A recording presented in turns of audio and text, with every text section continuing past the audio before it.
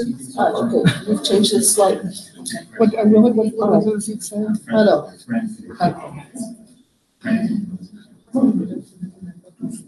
alors, merci à toutes et tous d'être de retour. Nous allons tout de suite reprendre, s'il est 14h30. Est-ce bien le cas? Oui. C'est bien le 34. cas, même dans ce tunnel de l'espace-temps. Donc, j'ai la joie, voilà, j'ai la joie, l'honneur et l'avantage de vous présenter Donna Spalding Andréolle, qui est professeure émérite de l'Université Le Havre Normandie. C'est une spécialiste de science-fiction, et particulièrement de science-fiction féministe des années 70 et bien au-delà, bien sûr, de la science-fiction au cinéma et dans les séries télévisées américaines. Elle a publié par ailleurs, donc avec certains d'entre vous avaient lu, aux presses universitaires, enfin en 2015, consacré à la série Friends. Aujourd'hui, elle va nous parler de TV series in the Reagan era, The Case of V and of V, The Final Battle. Merci beaucoup. Merci. Merci aux organisatrices. Hein. Okay, that's all I'll say in French for now. Sorry, I'll turn it on. Can you hear better now? Okay. So thanks to Sarah and Claire for organizing this wonderful conference, as always. I have to admit before I start that originally I wanted the title to be What the Hell Happened to Science Fiction in the 1980s? But after first hating V and then studying it more closely, I decided that I would be a little more reasonable in my approach. I'm going to try to be a little more scientific, let's put it that way.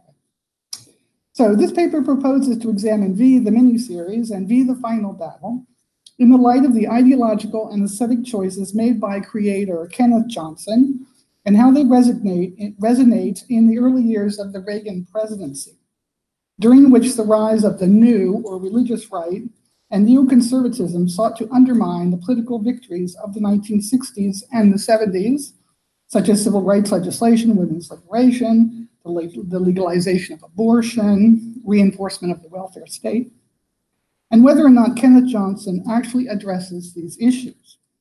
More precisely, I intend to discuss if the series is in fact an affirmation of the conservative values of blind patriotism, strongman leadership, and America as the international beacon of freedom in the war against communism, or on the contrary, if it is somehow subversive in nature, calling into question the profound motivations of the right to, I quote, make America great again, both at home and abroad. And yes, Trump ripped off that slogan from Reagan in 1980.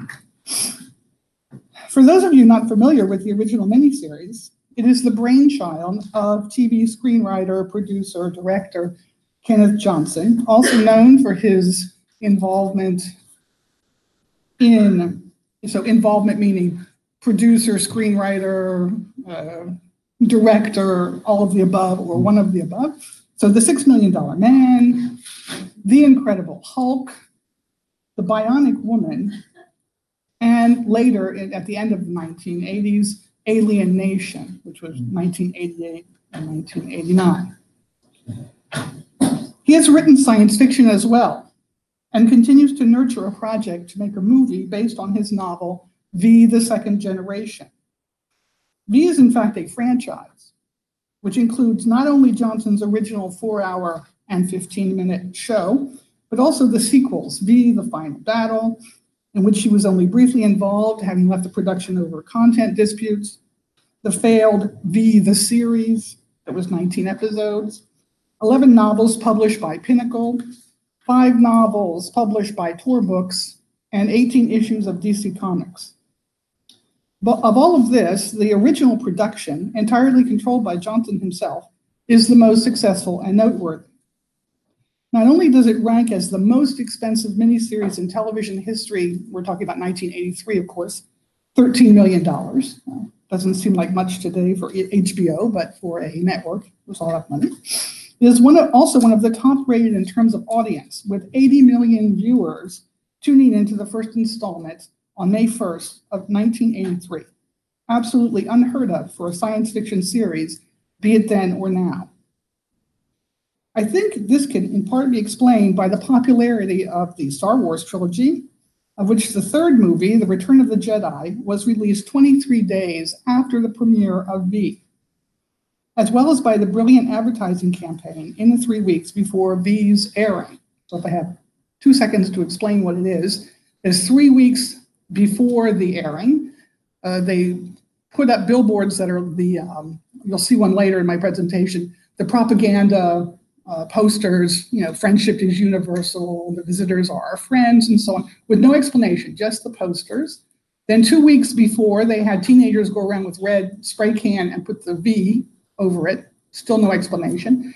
And 1 week before, it says a little banner that said, the battle begins May 1st, 1983 at such and such, 8 p.m. or whatever. So,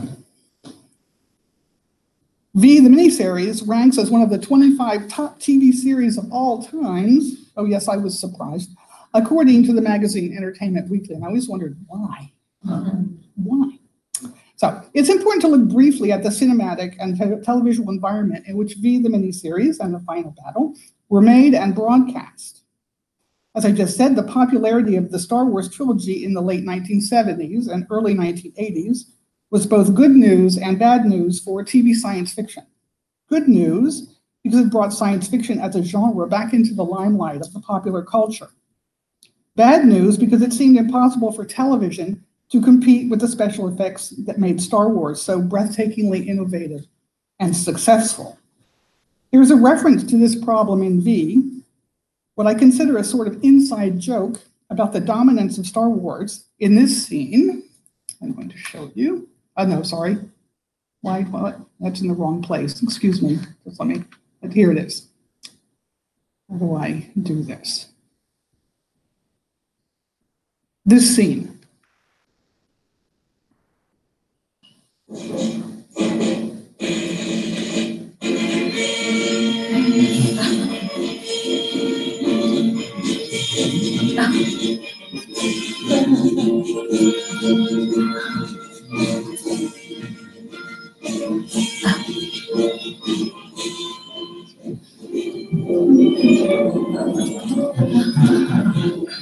I made you call a Richmond. We play our part right to be a senior VP very quickly.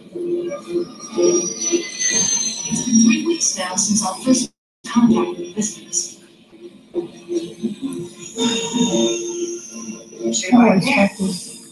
So you get the picture, right?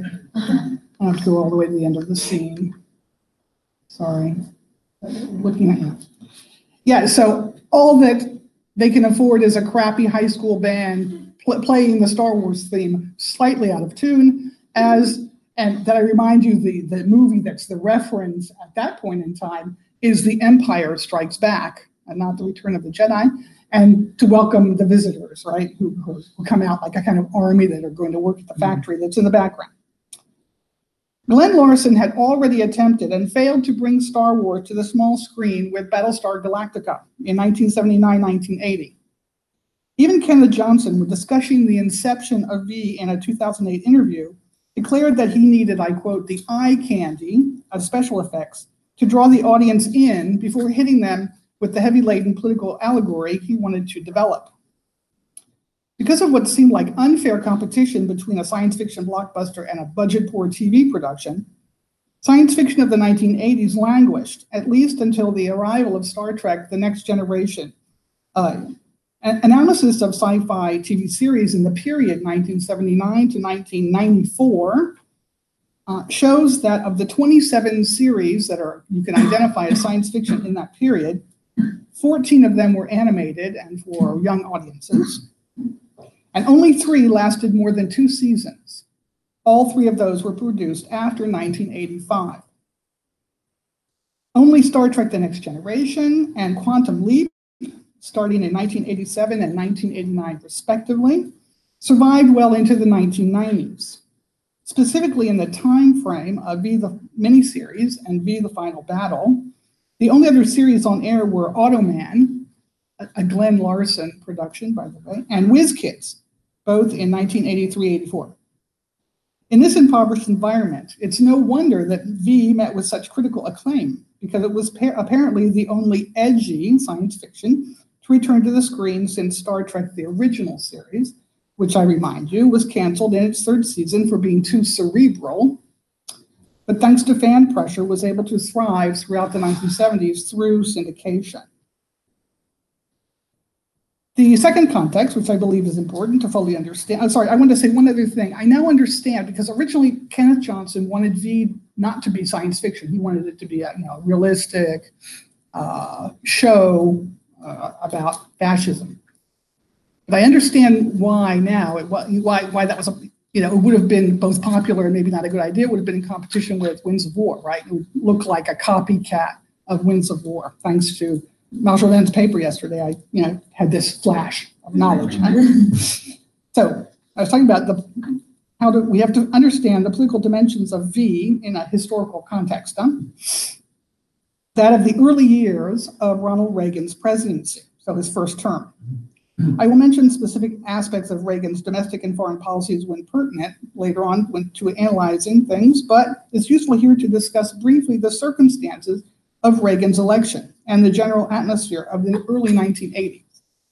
First of all, in addition to being an actor, Reagan was a two-term governor of California from 1967 to 1975, and it was in this capacity that he made a reputation for himself as a staunch conservative. He sent the National Guard onto the UC Berkeley campus to crack down on an anti-war protest in May of 1969, criticizing the faculty for encouraging civil disobedience and calling the university, I quote, a haven for communist sympathizers, protesters, and sexual deviants. Already in 1964, in a speech supporting Republican presidential nominee Barry Goldwater, he had warned that America would become an ant-heap of totalitarianism under liberal politics. He embraced the pro-life cause in 1976 and spoke out against the Equal Rights Amendment. Historian Douglas Rossenow concludes that Reagan had his own particular variety of conservatism and that his ascendancy to the White House made him, I quote, perhaps the most successful white backlash politician in American history, but that was before Trump. These positions, along with his glamorous appearance and charismatic speech delivery, thanks to his experience as an actor, contributed to his stunning landslide victory in 1980, notably carrying the white evangelical vote in the Deep South. And I just wanted to show these two electoral college maps simply because we see in 1976 when Carter ran and won that we do have the Southern bloc in the South that was totally lost in 1980 to Reagan because of the white evangelicals, of course. The only state that's blue there is Georgia because Carter was from Georgia. That's the only reason he carried that state.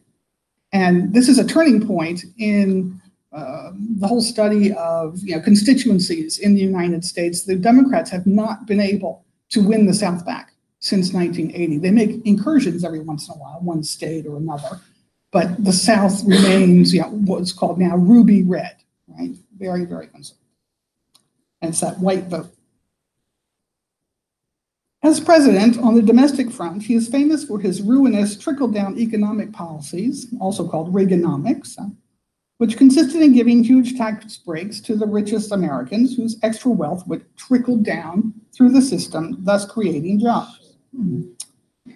Also for his determination to destroy the welfare state and any other government form of social safety net for the poor, known at the time as the Purge.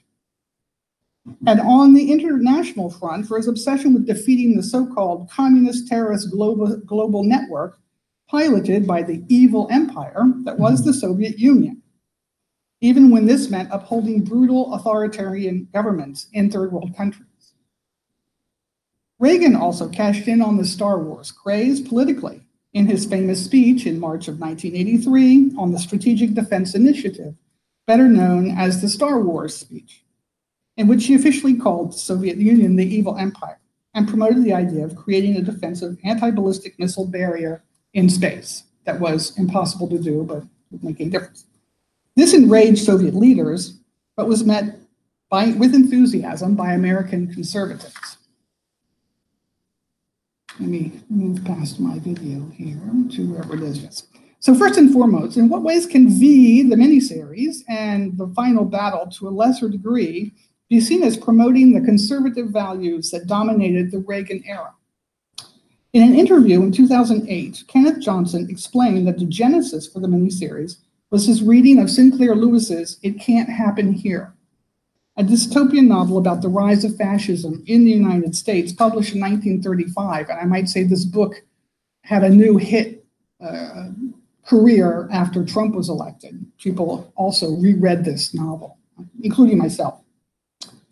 He did not explain, however, why exactly the theme inspired him in the early 1980s. Probably he watched Winds of War. Who knows?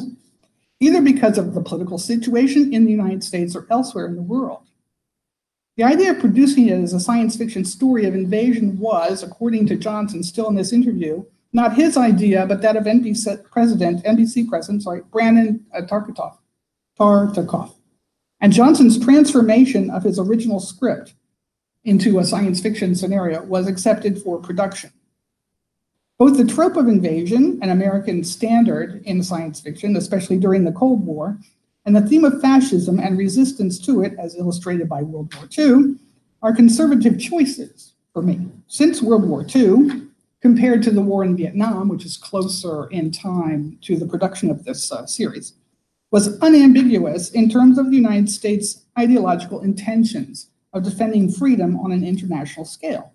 They waged a just war for just principles.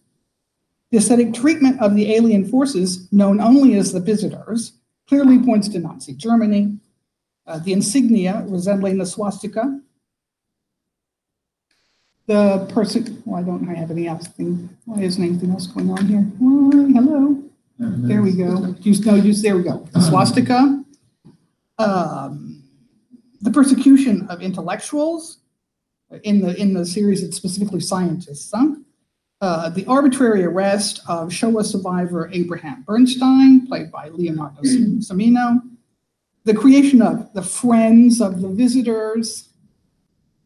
Yes, why isn't it? Come on, you can do it. I don't know what's going on. Can I get out? Let me escape from this mode and go back to a regular.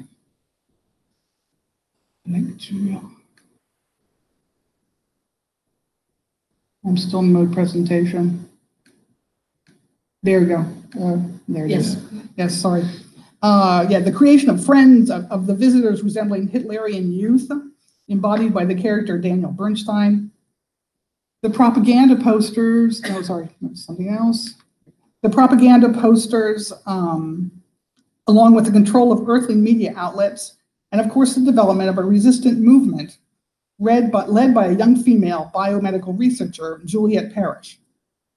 Anchoring the scenario in a well-known historical era gives the series a gritty realism, not always easy to achieve in science fiction, and undoubtedly made it easy for younger viewers to identify the visitors as the evil force in play from the outset, despite leader John's assurances that he comes in peace.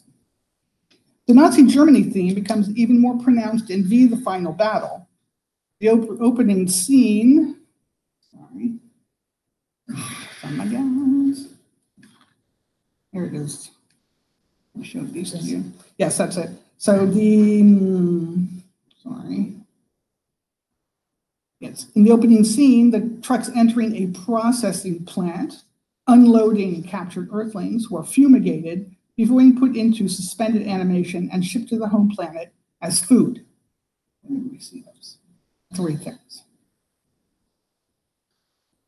It can also be pointed out in passing that the red jumpsuits the visitors wear remind the viewer visually of other totalitarian regimes, such as in communist China or the Soviet bloc, generically called the Reds in American culture, and a classic enemy in the invasion scenarios of the 1950s in American science fiction. But these powerful technologically superior aliens are opposed by a ragtag group of resilient and resourceful humans whose insignia is a red V spray painted over visitor propaganda.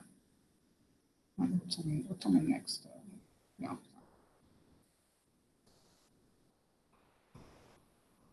Notwithstanding the fact that the resistance is composed of people from all colors, creeds, and walks of life and is led by a young woman, thus echoing the more progressive tendencies in TV series, which had begun in the late 1960s, the leader Juliet Parrish is vulnerable, indecisive, and requires constant reassurance from the others in order to assert any authority over Michael Donovan, who attempts to take over the military operations necessary to defeating the aliens.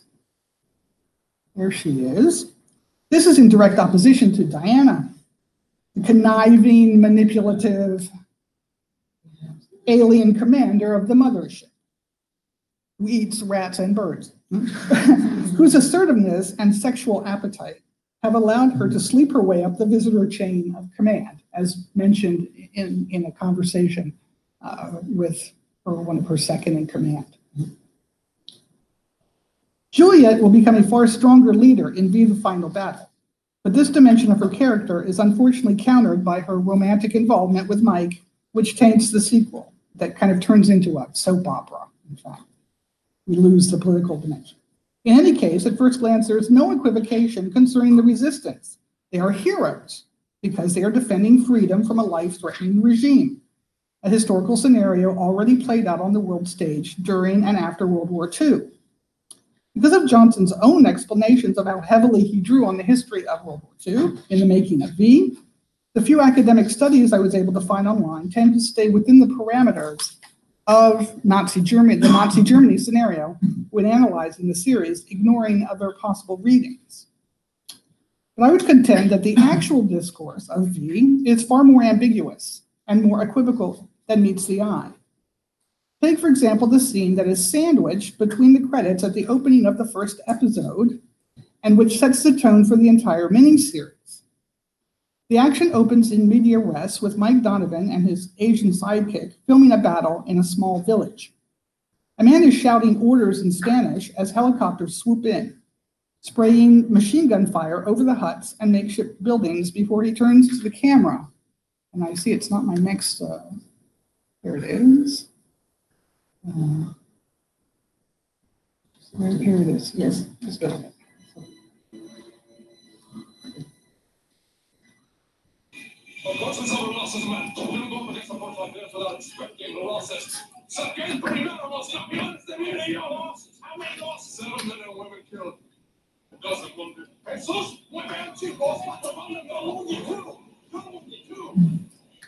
These wounds are nothing, see, compared to all the wounds that they've inflicted on our country.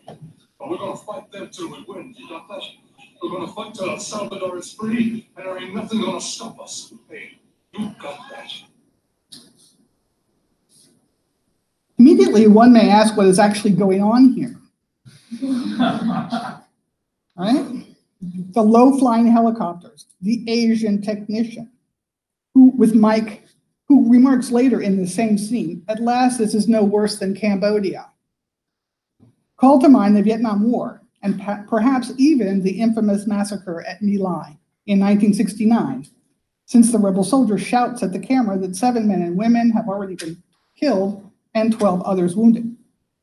So My Lai, in which American troops had killed old men, women, and children suspected of being Viet Cong sympathizers. And who is the mysterious they to whom the rebel refers? They can't, take our freedom away. They can't do this. The they seeking to destroy freedom in El Salvador. This takes the viewer back to the text that precedes the scene, which is this: to the heroism of resistance fighters, past, present, and future, this work is respectfully dedicated. We understand that the resistance fighters of the past are the French maquisards, for example, in World War II, and others who sabotaged the Nazi occupation army during World War II. And it will quickly become clear that the resistance fighters of the future are the Earthlings who will combat the visitors. But who are the resistance fighters of the present? Is it the American-backed fighters of the Salvadoran Civil War, fighting off the left-wing Soviet-backed rebels? The Contras? Huh? A possible representation of freeing the world from the communist threat? Or is it supposed to represent American-backed Contras staving off the communists, the Sandinistas?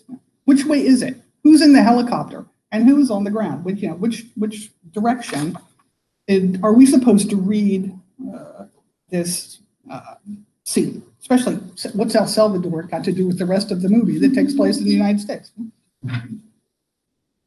So this would point to an underlying stance against the Reagan administration's policies of seeking to defeat communist terrorist rebellions in places like South America, while ironically supporting authoritarian regimes, the very type of regime that Johnson seems to be denouncing in V.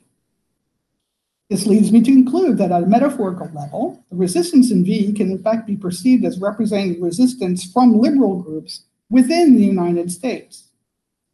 This interpretation of American liberals combating Reagan's right-wing policies abroad resurfaces in V, the Final Battle, with this shot of the wall outside the rebel hideaway and the graffiti to the left of the door. That's not there before. The American flag has a swastika in the upper left-hand corner, if you can see it. I'm sorry, the quality of this image is not great. Where the star should be, you have the swastika. And the words fascist and gabachos, a pejorative term in Spanish used especially in Central America to designate Americans. How can this be interpreted? Are the rebels, one of whom presumably spray painted this on the wall, denouncing the collaborators like the characters Daniel Bernstein or Christine Walsh, the journalist, who becomes a visitor's press secretary? Or is it a clue that the series is also a cautionary tale about the contemporary political situation in the United States, linking it to the declaration at the opening of the miniseries and the footage of the Salvadoran rebels inserted in the credit sequence? To further this argument, another visual comparison between the rebel leader and the resistance in V can be found in these parallel scenes where we see the rebels shooting down a helicopter. Unfortunately, at the time, the way I was able to capture this, you can't see the helicopter. It's hidden in the upper right-hand image, hidden behind that cloud of dust is the line of machine gun fire coming down, right? And the helicopter's right there, and he's shooting at it. And in fact, he gets it, and it goes around the corner and falls, crashes, and burns. And then Juliet shooting at the visitors in a similar scene. And they both remind me of a scene from the movie Patton, which I don't know. I forgot to look up if it's before this or not, but I believe it's the end of the 70s, where Patton also shoots down an enemy plane. Is 1970s. The late 70s, right? No, early 70s. Early 70s. I mean, that's what visually it reminds me of. So yeah, so we have a direct, like a visual echo of Juliet being somehow like this ambiguous rebel on the ground that we've seen in the original season. The same question can be raised when analyzing the narrative arc concerning Robin, who after having had premarital, unmarried, premarital teenage sex with the alien Brian, a sinister medical experiment orchestrated by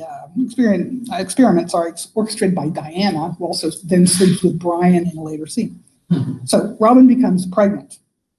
This particular storyline was not part of Kenneth Johnson's original development and only takes place in the final battle, where we can see Robin several times as her pregnancy advances and the stigmata of her carnal collaboration with the enemy, with she has scales. She has a ring of scales around her neck. It's like the scarlet letter, but it's green. When she finally discovers that the visitors are in fact reptiles, she demands an abortion, leading to this infamous scene. I resent your presence. I resent what you have to say. This happens to be a family decision. Stay out of it. This is the very first mating between our race and a species from another world. I think it's too important to leave the decision to a 17-year-old girl and her distraught father. I don't care about that. I'm telling you. No one's going to experiment on my daughter. Take the easy one. There are crucial moral and humanitarian principles at stake. I don't want it. It's not going to be a baby. It's going to be some horrible thing. Robert, are you absolutely sure about that? Brian's the only one I ever slept with. You can't make the girl go through this for some high-minded notion. Abortion is murder. This is different. Maggie, the principle is the same. We've heard those arguments before. They're old arguments for an old issue. We're dealing with something entirely new.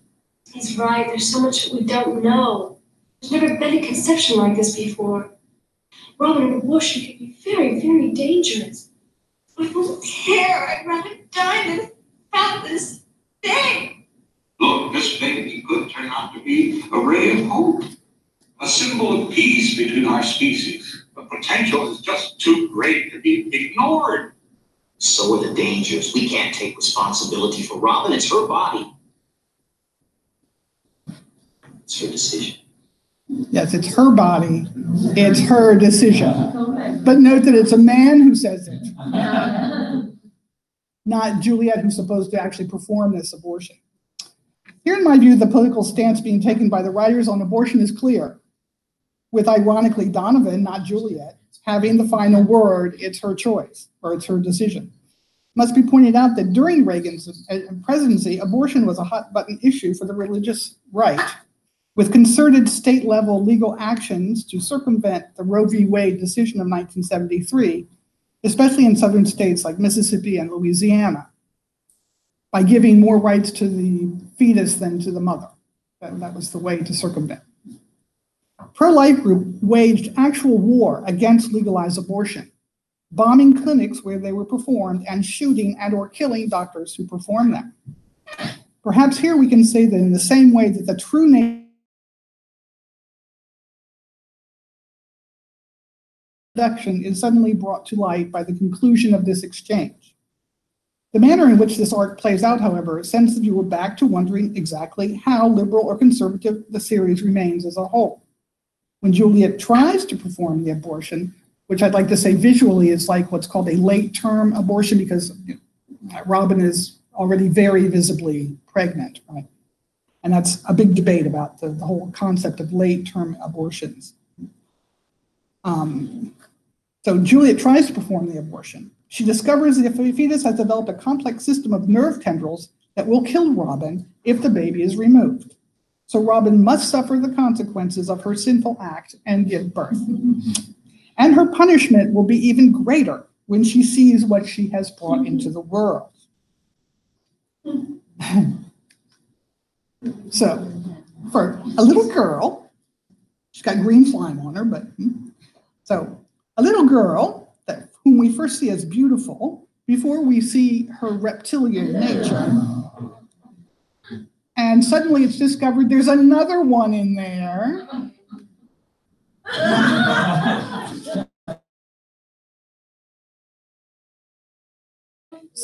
So a hybrid. The other one, a human with a reptile tongue. This one, a reptile with human eyes. Last but not least, because I think my time is up, one cannot but wonder about several obvious parallels between visitor leadership and Ronald Reagan. On the where is he? The Supreme Leader John, the first visitor the viewer sees, appears on television to reassure the people of Earth that his race comes in peace, which is merely a glossy front for what seems to be a cruel and fearsome dictator on the home planet that we never see, who will feed on the humans the visitors are secretly capturing to take back to him. In a conversation between Mike Donovan and visitor Martin, who is in fact the leader of the alien fifth column resistance to his own regime, Donovan asks, "How did somebody like that get into power anyway?" To which Martin responds, "Charisma, circumstances, promises, financial backing, a doctrine that has appealed to the unthinking, assurances that he, as their leader, would bring them to greatness. Not enough of us spoke out to question him or even took him seriously until it was too late. It has happened here on your planet, hasn't it?" End of exchange. Again, in keeping with the equivocation found elsewhere in Johnson's creation, the answer to Martin's question is twofold. Considering the references to Nazi Germany in this series, we can immediately think of Hitler. especially because of, I'll come back, winds of war again, other things about the war. Or do we? Who were you thinking of? Not Reagan either, I don't think, but okay. The mention of financial backing, the term greatness, as in Make America Great Again, and not taking the person seriously. Bring to mind Reagan, not Hitler, obviously, simply because the American viewer of 1983 would certainly be more familiar with the circumstances of Reagan's ascendancy than of Hitler's. Needless to say, I believe that V is fundamentally an indictment of American conservatism under Reagan, while promoting the power of progressive liberal politics to resist attacks against it, regardless of whether Kenneth Johnson's intentions were elsewhere.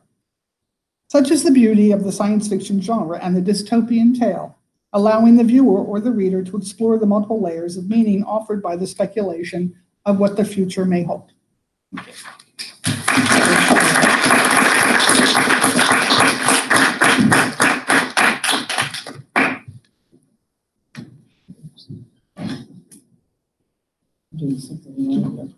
Thank you very much, Donna. And of course, we all had in mind he whom Jean refers to as the Orange Sphincter. He whose name shall not be spoken. No, he's the Orange Menace. He speaks through you. Yes.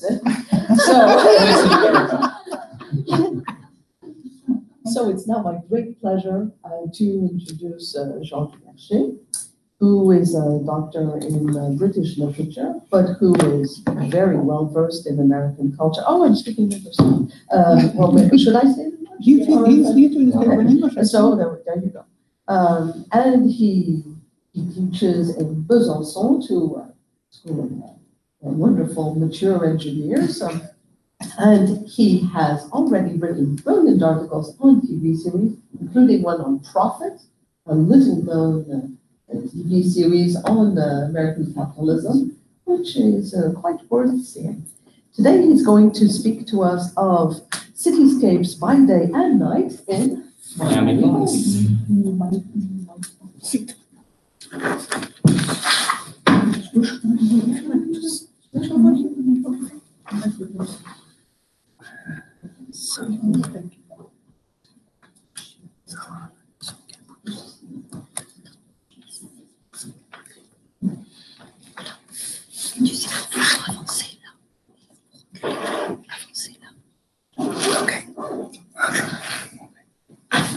Okay, I'd like to thank the organizers for their wonderful welcome and the very pleasant moments we've had. So,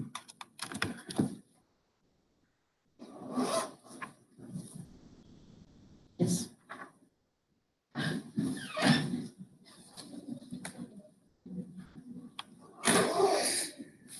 Okay, so I'm going to try and talk about Miami Vice, which disappointed me. Unlike David, who was very happy to see his show, I was a little bit disappointed. But anyway, I'll try and make something of it. So Miami Vice, which ran for 5 seasons on NBC between 1984 and 1989, was probably one of the most influential and pivotal series of its time. As Stephen Sanders astutely remarks, the show helped to define 1980s popular culture. The show's striking visual effects and its innovative use of music contributed to its popular success and its aesthetic appeal. However, while the show bore the inheritance of film noir as well as neo-film noir films such as Burt Reynolds' Sharky's Machine or Brian De Palma's Scarface, it also broke with the traditional conventions of police series, but more surprisingly, the show played a critical part in the city's revival. Crime is, as David Buxton notes, a constant pervasive part of the urban experience. So my present paper will therefore focus on the show's 2 first seasons and explore the diurnal and nocturnal representations of urban spaces.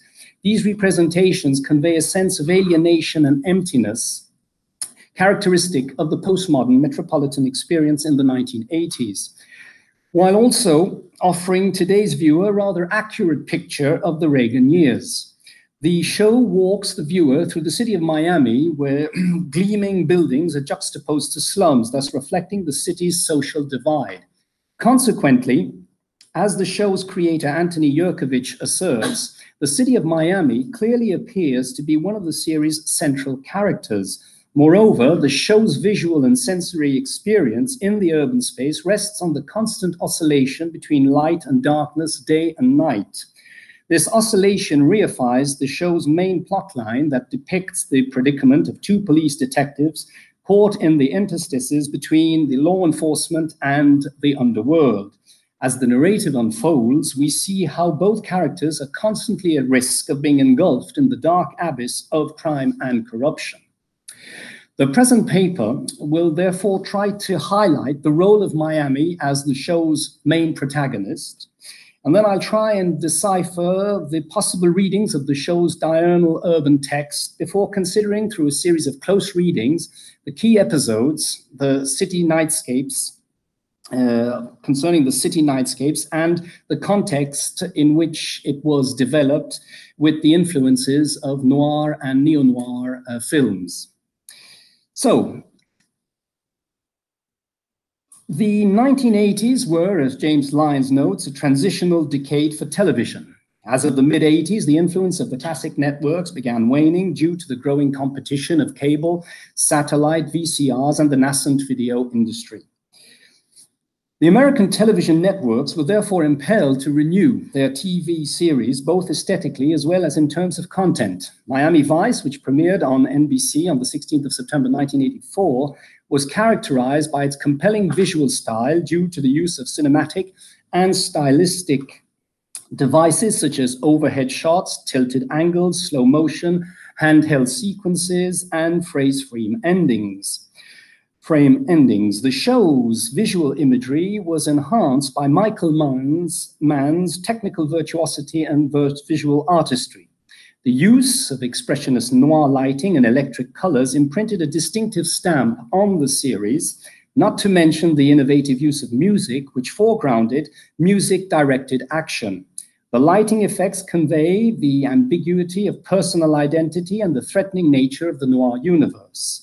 The Manichaean opposition scheme, with the subtle mixture of light and darkness, reflects the deep existential struggle of the two heroes, Sonny Crockett, Don Johnson, and Ricardo Tubbs, Philip Michael Thomas.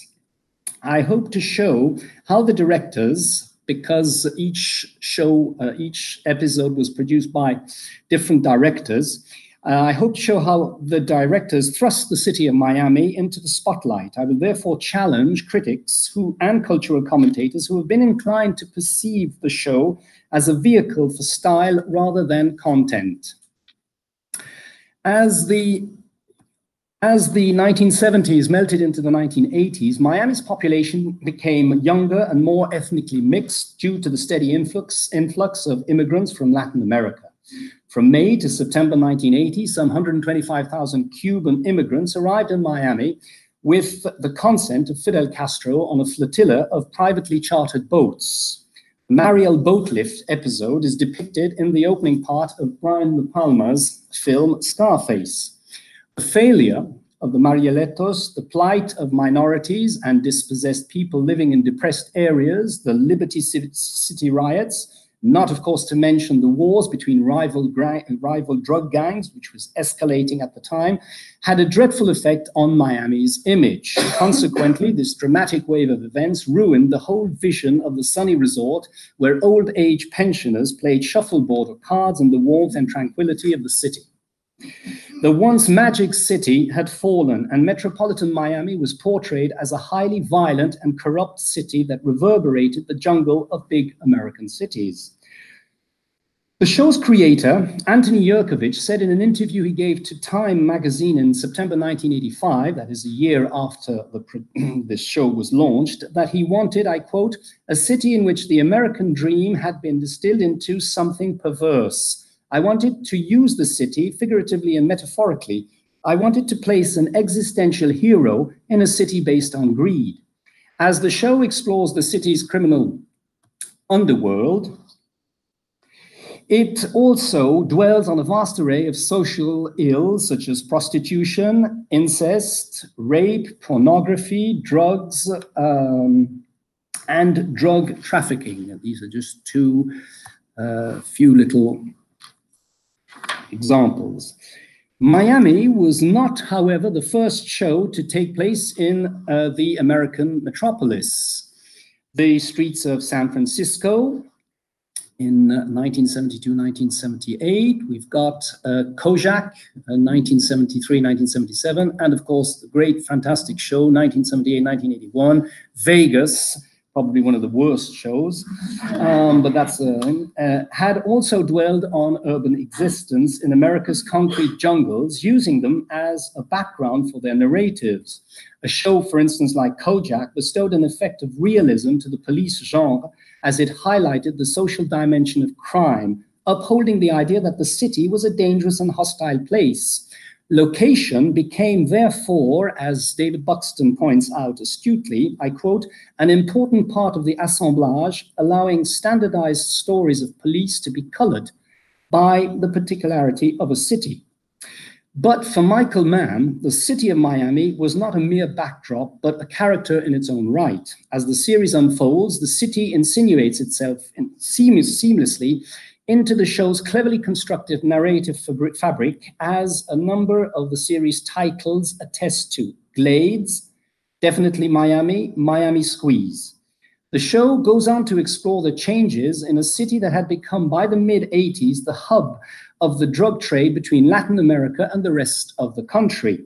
Thus, the realistic sense of place came as a critical extension of Crockett and Tubbs's battle against crime and moral corruption, as they constantly move between two worlds, between the realms of deceptive appearances and bleak reality, between day and night. Miami served, therefore, as an ideal backdrop to the two detectives' undercover investigations. Miami Vice used South Beach as a site for many of its early episodes. Ocean Drive, the Atlantis condominium with its signature sky patio, Architectonia's private postmodern residence, the Pink House, which is located on the outskirts of South Beach, alongside numerous other iconic locales such as Biscayne Bay or the Everglades. Michael Mann used, as a matter of fact, quite a lot of the locations that Brian De Palma himself had already used in Scarface. The show's visual artistry and cinematic quality highlighted the city's sharp lines, sensuous curves, and bold geometry, reshaping Miami into a sharply delineated character. The visual and oral aspects of the show created a number of significant scenes as they used locations for social and cultural conflict, contributing to the intricacy of the show's narrative texture. The juxtaposition of vernacular architecture with Art Deco and postmodern architecture establishes a specific atmosphere that puts Miami's uniqueness into sharp relief, providing the viewer with not only one but many cityscapes. Schultz and McGregor remark that Michael Mann and the show's art director, Jeffrey Howard, paid great attention to the sense of place and stylization of Miami. The pastel colors, which were characteristic of the first two seasons, with the predominance of blues and greens, reflected the series' coolness in tone. The importance of color schemes was humorously summarized by the snitch Izzy in Phil the Shill. While addressing one of Phil's guests, Izzy tells him disdainfully, "What are you doing wearing those brown shoes? This party is color cooperated." Brown was not allowed to be seen on the show during the two first seasons. Furthermore, Howard claims that the summer sun in South Florida is a palpable force. Optically, it has a bleaching effect, and this is the conceptual underpinning of our pastels. Yet, beneath the aspetized environment loom dark and swampy forces. As Howard remarks, the show's atmosphere exists on a borderline between respectability and venality, honor and criminality. The sun's bleaching effect blurs the boundaries between morality and corruption, law enforcement and crime, picturing, therefore, Miami as the city on the edge. I have first chosen to examine the show's opening credits. The opening credits which are preceded by an opening sequence or cold open, which is designed to ensure that the audience is drawn quickly into the narrative's events. These opening credits represent the metropolitan space, which is viewed as highly colored and brightly lit setting of fast-paced activities. More importantly, contrary to the opening credits of the other crime shows which I have just shown you, there is no visual trace here of the police in Miami Vice's opening titles. However, following the noir tradition, in which nightfall is often conjoined with the appearance of water, the credits end with the view of the city's nighttime skyline taken from the harbor. The dissolve draws the viewer back into the narrative. The shift from day to night could therefore stand metaphorically as an indication that the viewer will be traveling from light to darkness. The montage sequences, which are mainly made of shots of the settings taken from various episodes of the first two seasons, tend to convey an impression of fragmentation. The reverberation effect created by the close-up on the buildings, the aerial shots of the water, the speedboats race, glamorous women and luxurious cars, all convey the impression of speed, glamour, and shallowness, rather than tranquility, reality, and depth. These visual fragments, splinters of the American dream, compose a pattern that clearly foregrounds Miami as the show's main character. Indeed, unlike the opening credits of The Streets of San Francisco, Kojak, or Vegas, none of the show's main actors are seen in the opening titles.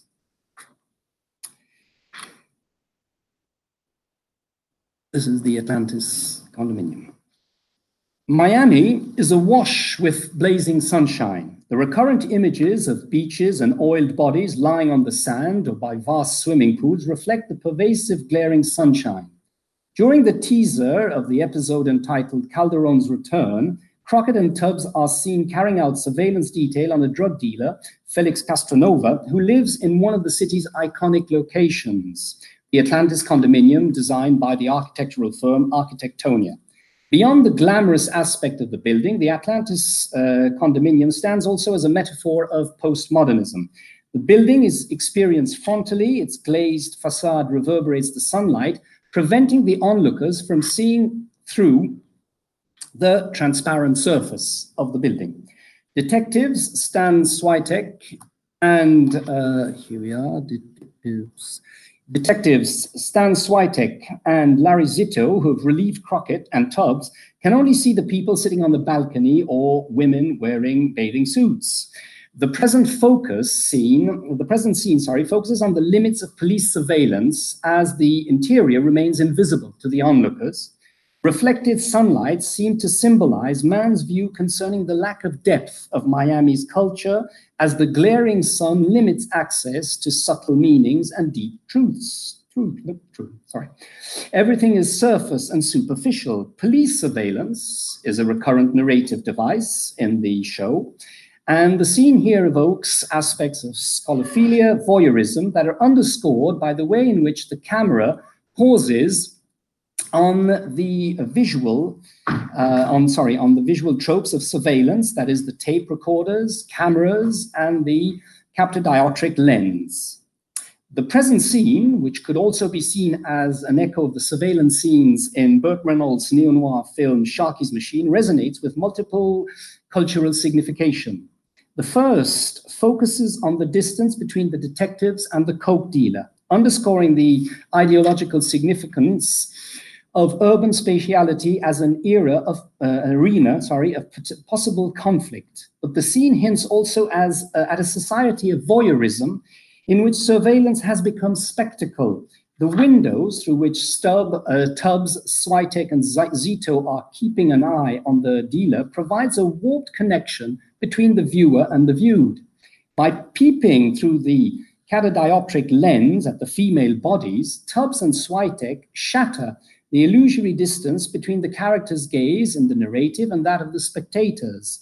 Tubbs and Switek's eyes give way to the viewer's gaze as both fictional, as you can see here, as both fictional and real worlds conflate. While both detectives focus their attention, of course, on the glamorous mirages and delusional visions of beauty, they are unable to foresee what is about to happen, that is, the assassination of the drug dealer they are supposed to keep an eye on. The city's social space is, as I have previously mentioned, a place of... Is that it? No, that's it. There we are, yeah. Is, as I previously mentioned, a contested space. At the time, according to Mann, the rich lived in postmodern futuristic buildings while the poor lived in Art Deco ones. Now, while Mann's opinion is far from the truth, it nevertheless influenced the way he filmed the city of Miami. The show sheds light here on the pockets of poverty and degradation. The cold open of Glades, for instance, dwells on a rundown part of the red light district. In the maze, here in the maze, which was, if I'm not mistaken, the maze was directed by Tim Zinnerman, who was the assistant director on Bullet, I think, if my memory is correct. So we have here the maze. Ricardo Tubbs is taken hostage by a gang of Hispanic youths. And in the rundown Blue Waters Art Deco hotel of the 40s and 50s, along with a group of squatters and immigrant families from Latin America and Haiti. As the camera pans from the ocean front and the amazingly purple light of Miami, dawn, to the derelict hotel, the contrast between the vision of the paradisiacal landscape and the reality of the abandoned building is thrown really here into stark relief. The viewer's gaze has been rapidly directed from an allusion to the city's fun in the sun reputation to the dark side, the bleaker side of the American dream. The contrast is marked by a gray asphalt road that, I don't know if you can see the asphalt road here, just there. By the contrast between the visual thing is therefore, yes, contrast is marked by this gray asphalt road that stands as a dividing line that no character will be crossing during the episode. The building's white facade adds to the effect of the building's white facade here adds to the effect of a monochrome reality while reflecting the city's downward drive. As the narrative unfolds, we see neighbors arguing through broken windows or throwing garbage and old dirty water out of them. The homeless squatters seem trapped in the building as if they were kind of prisoners. The use of a long lens works to flatten the space of the facade and helps reduce the sense of depth. The scene here is endowed with an almost pictorial quality, as if we were viewing a bordered painting, a painting in which the windows morph into miniature frames through which the onlooker can observe those occupying the hotel.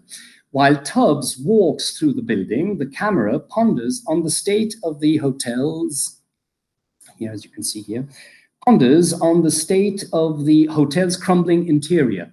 The dirty walls enhance the oppressive and claustrophobic effect. The dark and filthy corridors contrast with the patches of the cloudless cerulean sky that are visible through the partially barricaded or barred window frames. As the hostages get to know each other, they progressively unveil the reality of their situation.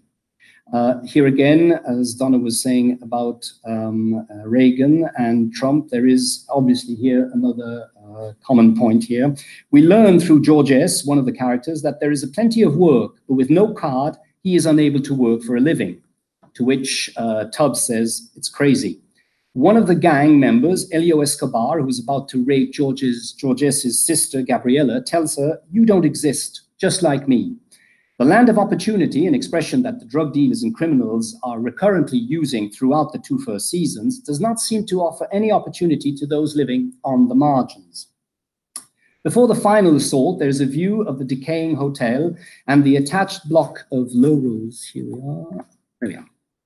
The attached block of low-row houses that are dwarfed by an imposing new modern compound set in the background here. This scene conveys the idea that there is a sharp contrast between the rich and poor areas of the city, which yet coexist, living side by side without ever mixing. In Florence, Italy, the urban landscape morphs as we move from day to night. The same street segment is barely recognizable in broad daylight compared to its nighttime counterpart. It is as if the settings were entirely different, creating an impression of dynamization of the urban space as the shift from the diurnal to nocturnal cityscape fleshes out the transient and elusive nature of urban surroundings. During daytime, the social and cultural contrasts are obviously far more vivid than at nighttime, when they tend to dissolve in the surrounding darkness. Miami Vice resonates with themes from classic noir and neo-noir films. The show shares some key features with film noir, like moral ambiguity, confusion of identity, and sexual obsession. The city nightscape is a locus of noir entrapment, a treacherous urban terrain. Miami's nocturnal landscape is shown in a subtly stylized way as the use of lighting underscores significant settings while establishing an eerie atmosphere. The dramatic use of light and shade visually reflect the violent contrasts of psychological unrest, conveying what French critics Raymond Borde and Étienne Chaumeton describe as un malaise spécifique. In Miami Vice, the city nightscape prominently features dark streets, which are often deserted, dimly lit alleys, downtown bars, classy nightclubs, seedy hotel rooms.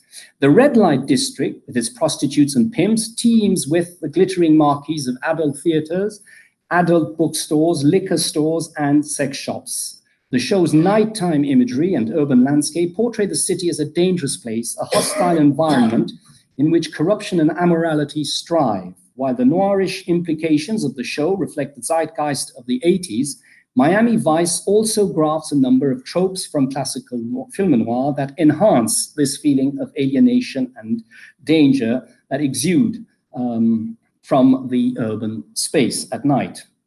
The postmodern nightscape of Miami Vice forms a narrative structure that is marked by different experiences of benighted individuals struggling to fend off implacable threats and temptations as they confront both the strangeness of others as well as the strange otherness within. Furthermore, the city nightscape is multifaceted and offers the viewer a comprehensive vision of the city's underworld. The glossy, crowded nightclub settings here offer the viewer a comprehensive vision of the way in which the social boundaries dissolve within the enclosed space of the nightclub. The nightclub is also shown as a space of transgression. In Back in the World, Tubbs and Switek descend into the city's sexual underground while investigating a nightclub as they seek information on heroin traffickers. During their nocturnal investigation, Switek is wearing a leather-peaked cap, a leather jacket and pants, an obvious reference to the gay leather subculture, and a possible echo of William Friedkin's film Cruising.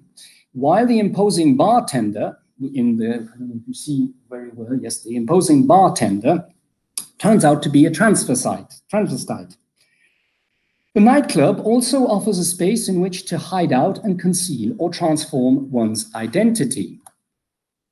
In Dutch Oven, which was directed by Abel Ferrara, Trudy, one of the members of the Vice team, has been invited by her boyfriend David to a party where she witnesses guests smoking pot, snorting cocaine, while a singer, the great David Johansen, I don't know if anybody remembers him, is prancing about on stage singing, "I am the King of Babylon."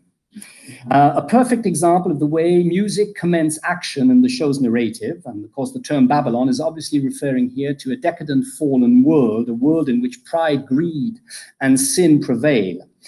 This specific segment and its biblical reference underlines the corrupt and corrupting nature of nighttime parties. And also here is, I don't know, I mean, I haven't seen all the series of the 80s and that, but it's the first time I really see people snorting cocaine, smoking pot and sharing the joint. You can see it there.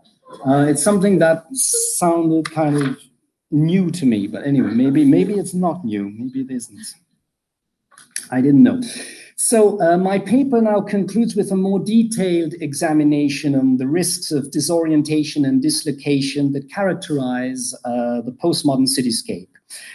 Through a brief study of certain scenes that were incorporated into the visual text in the pilot, Brother's Keeper and Little Miss Dangerous, I hope to show how both episodes underscore the ideological and metaphorical significance of the nocturnal urban spatiality. In Brother's Keeper, the episode opens with Tubbs sitting here, sitting in his car in a dark New York street. He is following a Colombian drug dealer, Esteban Calderon, and as the narrative unfolds, we discover through the use of flashbacks that Calderon murdered Tubbs's brother. Having followed Calderon into a nightclub, he then loses him, and as he emerges from the club's back entrance, he has just time to realize that Calderon has escaped. I would like here to ponder briefly over this scene. James Lyons offers a compelling and detailed interpretation of it. I quote here James Lyons: "The outline of the two sidewalks forms symmetrical diagonal curbstones that stretch back to a central vanishing point, disappearing in the dark and creating a vortex that threatens to suck Tubbs into the murky abyss." This theme will resurface at the end of the episode when Tubbs, I'm terribly sorry, but it was really, really noir it was. Calderon is pursuing Calderon in the shipyard in the middle of the night. The stillness and silence of the scene, the use of shadows and the muted patterns of chiaroscuro enhance the scene's dramatic intensity as both faces of Tubbs and Calderon fade in and out of view into the darkness. The characters and objects seem to be losing their consistency as they blend into the circambient darkness, evoking a growing feeling of disorientation while also contributing to the scene's eerie mood. The viewer is plunged into forbidden territory. Near the end of the scene, when both characters finally meet face to face, the intensity, the length, rather than the intensity, is such that the viewer is for a while under the impression that Tubbs's thirst for vengeance will overcome his sense of duty. And the last extract I'd like to examine now concerns the episode entitled Little Miss Dangerous. Little Miss Dangerous portrays a dark urban world of neurotic entrapment in which sex is lethal. Jackie McSedden and her boyfriend Kat work as S&M performers at Sex World, a club in Miami's red light district. Jackie, who also does prostitution on the side, turns out to be a disturbed serial killer who murders her Johns before leaving a crayon-style drawing behind, hence her nickname, the Crayon Killer. In the pre-credit sequence, the viewer actually sees, you probably see it here, the viewer actually sees Jackie having sex with a sailor before stabbing him to death. Kat knows of Jackie's terrible secret, but he is madly in love with her, even though she refuses to marry him. After another murder occurs, he notices that Jackie has not come home, and he begins scouring the city in search of her. The high angle, here, no, there we are. The high angle, I'm terribly sorry about the, you can see, yeah, not great, okay. So the high angle long shot is an oppressive and fatalistic angle that looks down upon the lost and helpless character of Kat like a rat in a maze while he roams the dimly lit alleys in search for the girl he loves. But the episode also reflects on an advanced consumer society that is viceful because consumption is no longer utilitarian and uplifting, but extravagant, superfluous, and desirous. When Jackie tells Kat and Tubbs that sex doesn't affect me, I'm just a physical substitute, she clearly emphasizes her body as a mere object of consumption. The character of Jackie stands for the Spider Woman, determined to snare unwary men into her web. Her suicide illustrates what Borde and Chaumeton say of the femme fatale. She is, I quote Borde and Chaumeton, frustrée et criminelle, mi-dévoreuse, mi-dévorée, désinvolte et traquée. Elle tombe victime de ses propres pièges. In this episode, the nighttime urban landscape accentuates the city's moral corruption. The opposition here between the nocturnal and diurnal cityscapes are means of reflecting the contrast between good and evil, a contrast that is fleshed out in the architectural opposition between the Sex World Theatre and the Organized Crime Bureau, which are the offices of Tubbs and Crockett. The buildings are, as you can see, composed of a system of signs constructing a code through which they could be read.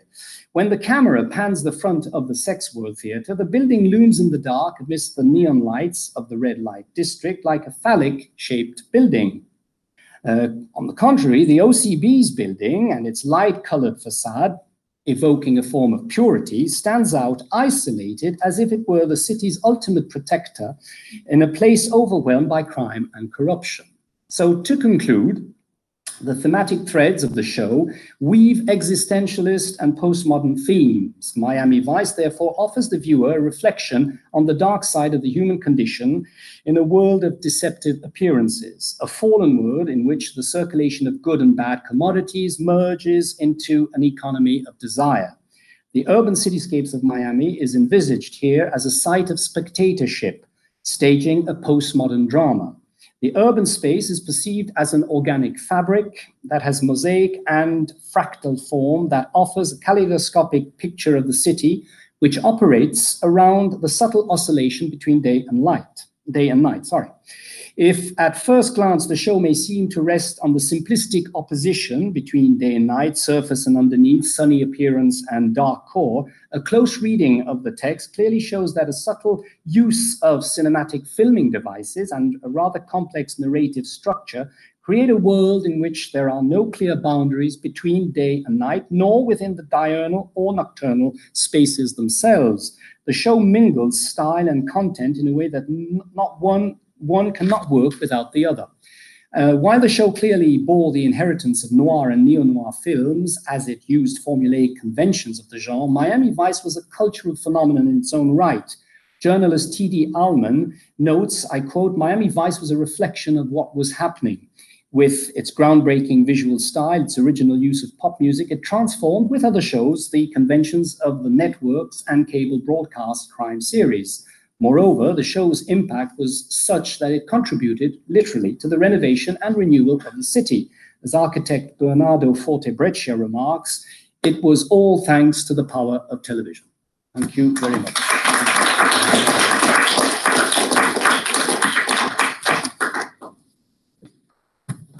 Thank you very much.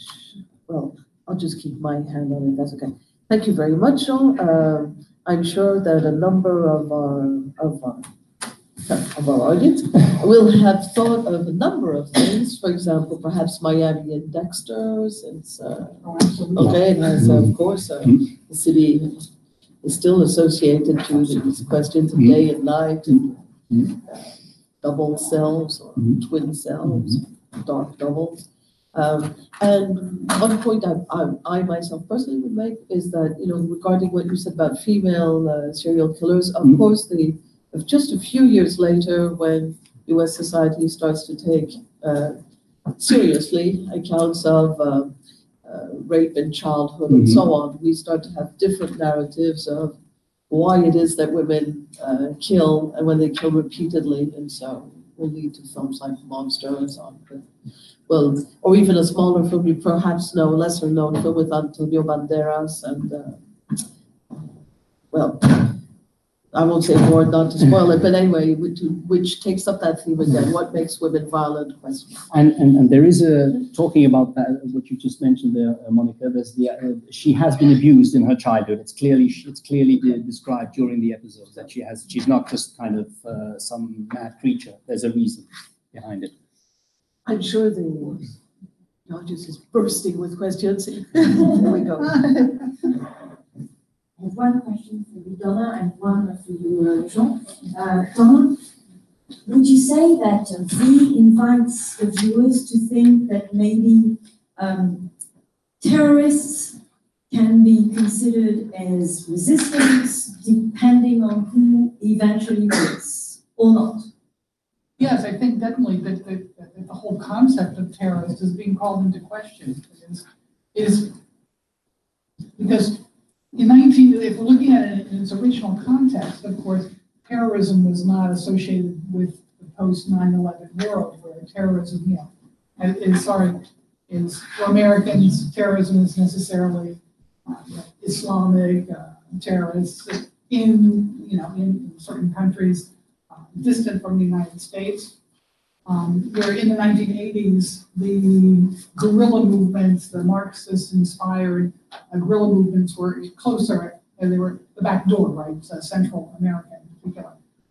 So I think that Reagan's the one who used the word terrorist. There's no place in the series itself where that term is used, of course. It's all about resistance and who's resisting who, in fact. So I think that the duplicity of the visitors can be also countered by the duplicity of certain humans with blabbers, and it's a very complicated situation. So I think that the series definitely evolves around that idea about resisting other regimes that are seen as dangerous.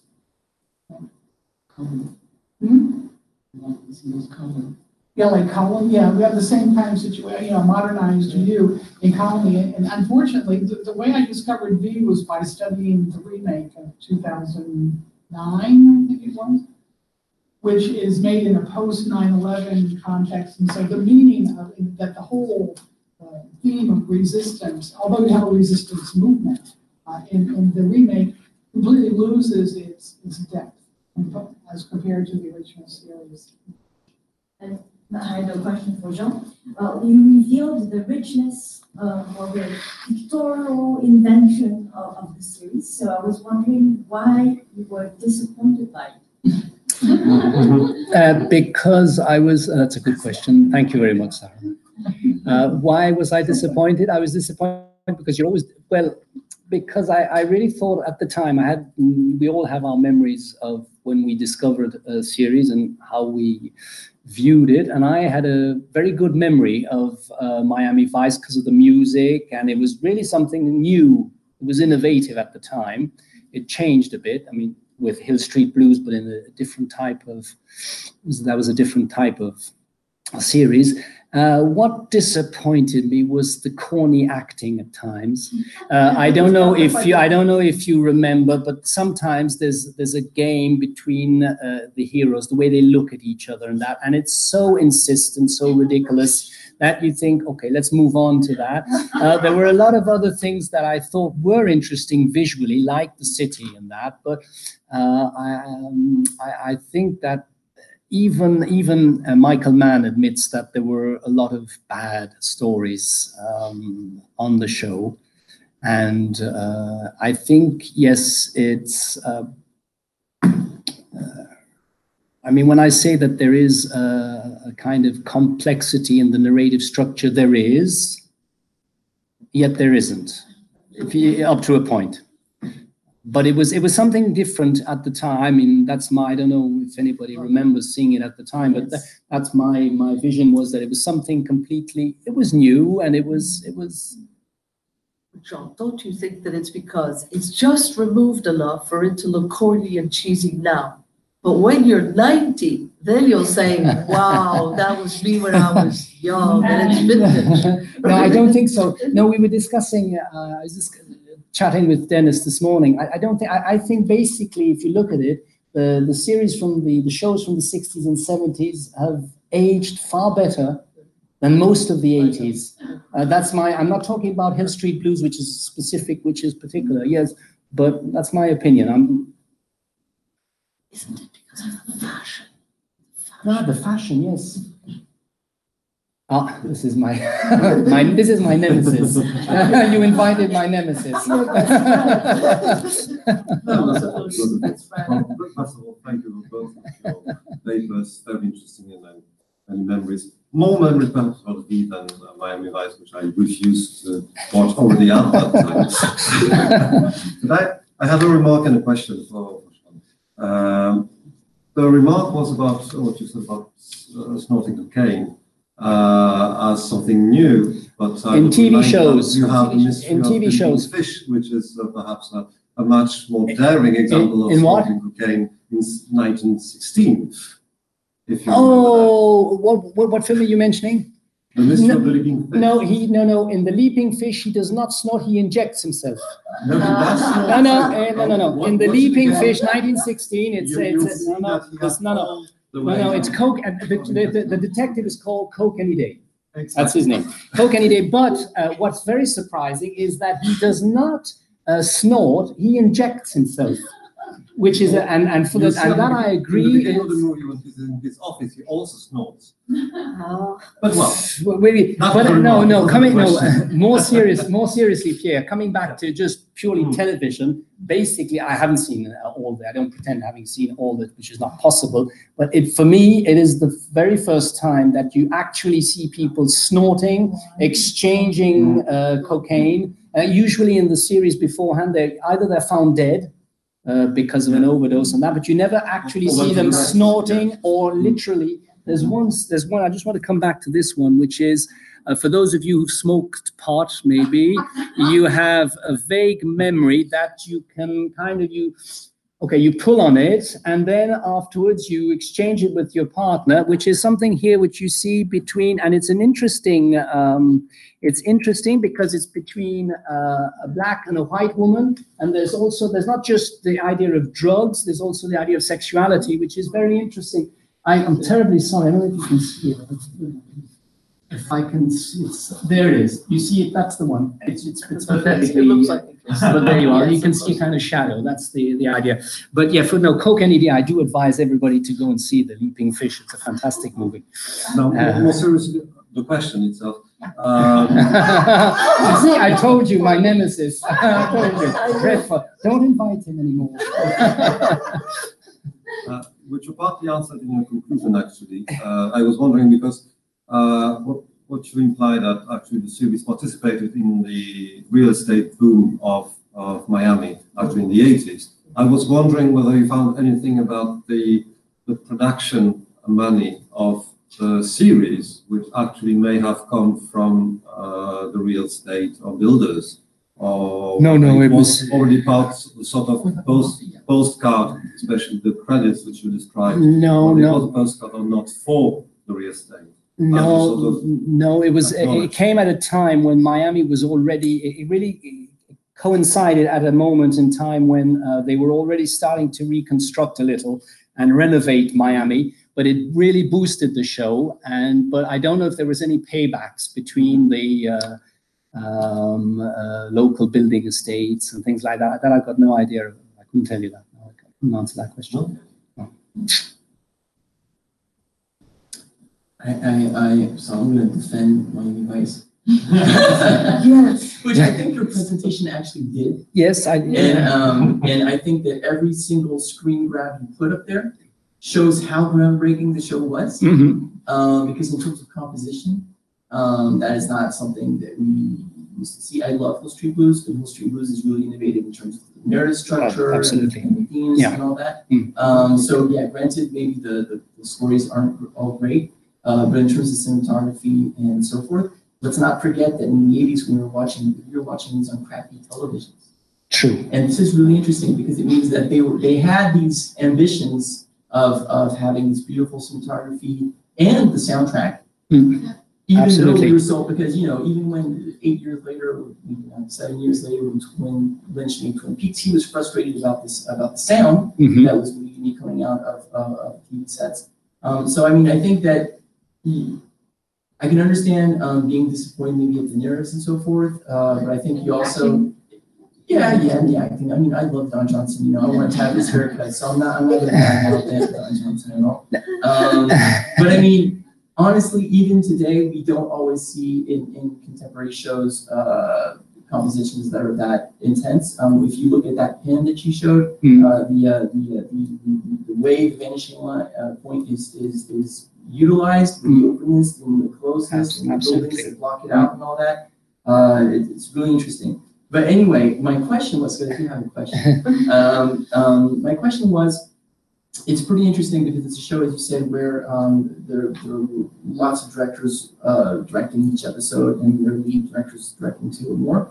But did you, maybe we didn't have time to, but did you notice any maybe stylistic differences from one show to another? Because that's one of the things that we see usually with shows, right, is that there's kind of a program, and directors often complain they don't have a lot of latitude. So were you taken, my question is, were you taken by a sense of overall cohesion in terms of the aesthetic when you rewatched it, as in like, even if they were different directors, you could really tell that it was Ferrara directing one? Or what was your impression? No, I tend to think that it was kind of, with hindsight, I knowing afterwards it was Abel Ferrara, I thought to myself, oh yeah, maybe there's there are little things that you can recognize here. But basically, I think it's, where I agree with you entirely, it was very, it's a unified show, aesthetically speaking, and you really wouldn't pay really attention to the fact that it was maybe that director, and that The Maze, for instance, is Tim Zinnemann, and it's only afterwards that I thought, oh, the way it's filmed and that were bringing kind of reminiscent of Bullet and kind of the sort of aesthetics that but I think that basically the show is, when I criticize it, it's really narratively, and some of the acting is a little corny, but basically I agree entirely with you. I think it's the best show in terms of the 80s, in terms of, the way they took care in kind of making something which was coherent.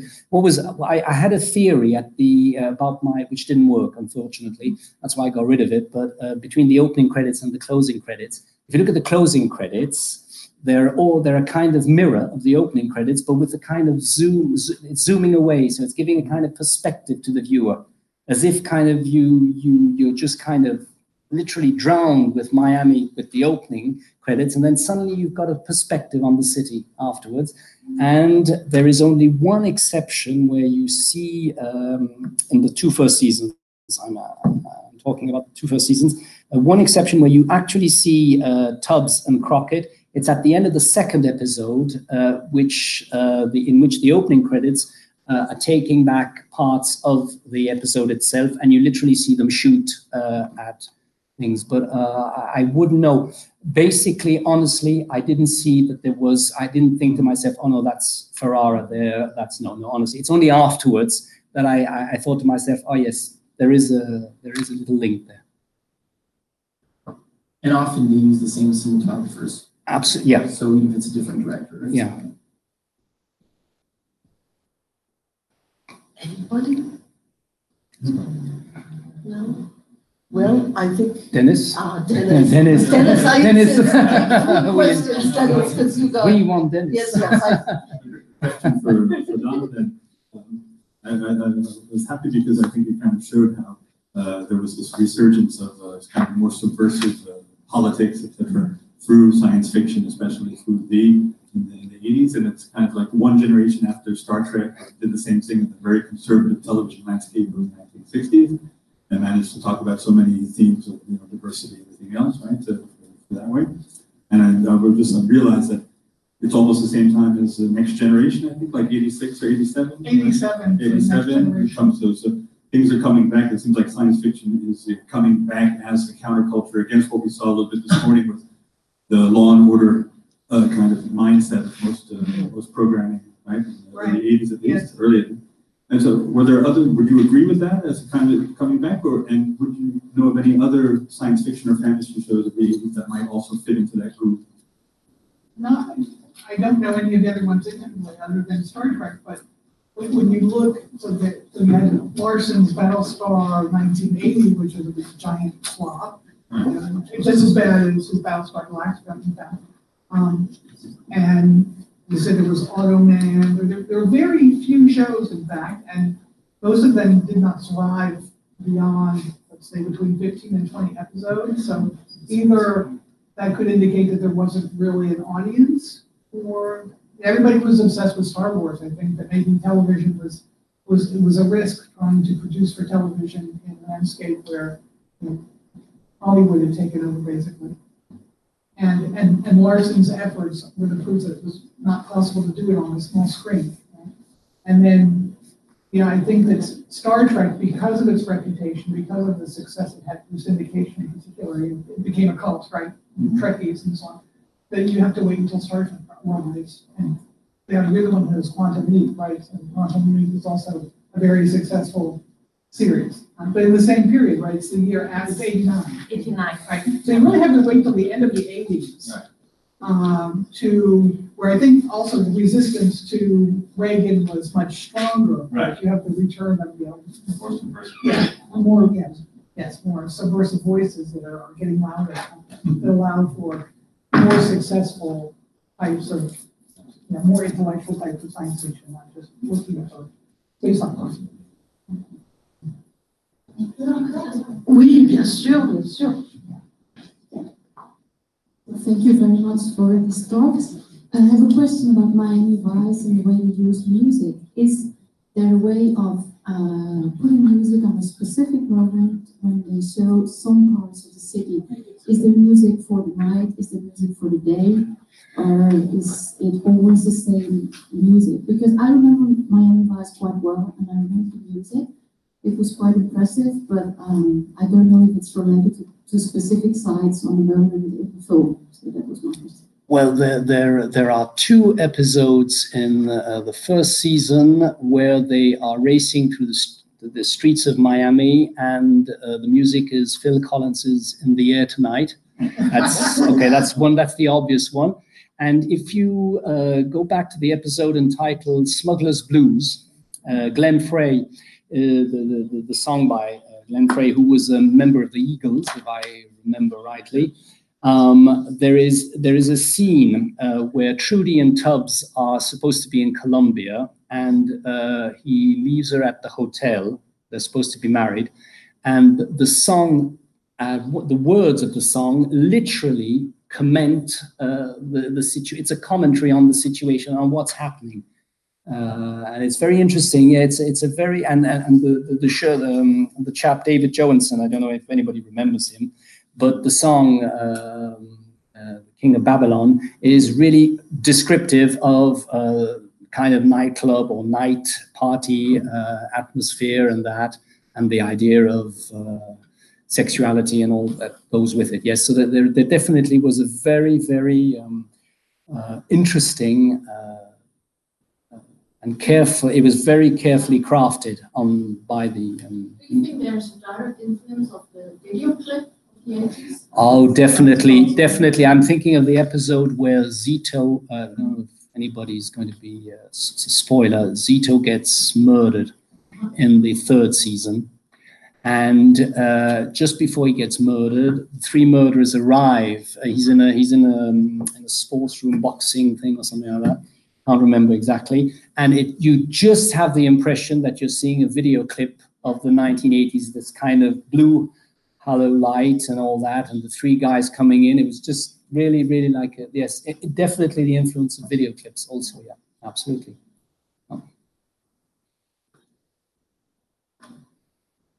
Is your nemesis? No more questions. No more questions. He was thinking dangerously. I can see the whistle satisfied. So, thank you very much to our audience, to our speakers, to the organizers of this day.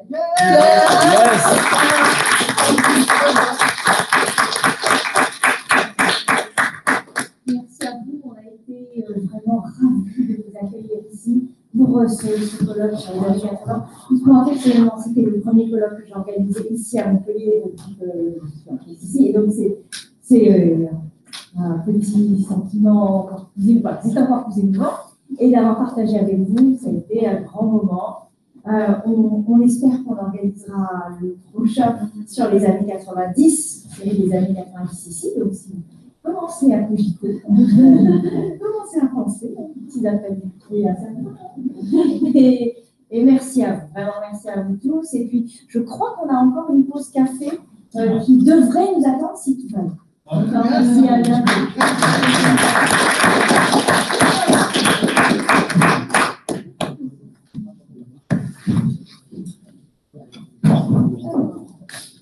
Oui, ça m'aurait étonné que tu sois pas allé sur YouTube, parce qu'en plus tu triches, tu fais pas de mémoire. Mais en année, il se pique. On s'en fout. Non, il y a des trucs qui s'affichent. On se tenait bien.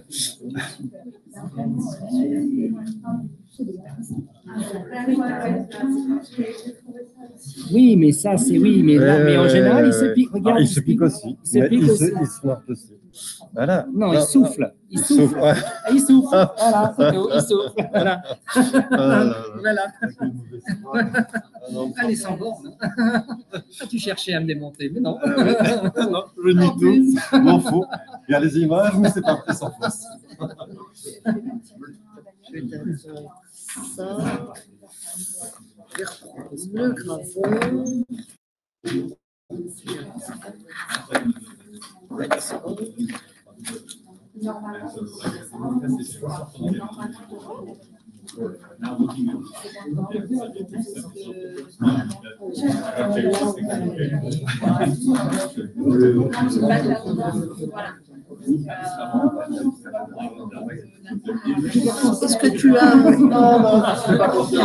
Est-ce que tu as une clé ou quelque chose à récupérer? Non, j'avais laissé le fichier avec le fichier dessus. Et ça, c'est des adaptateurs à quelqu'un? Ah, ça, c'est peut-être des adaptateurs à quelqu'un, ça.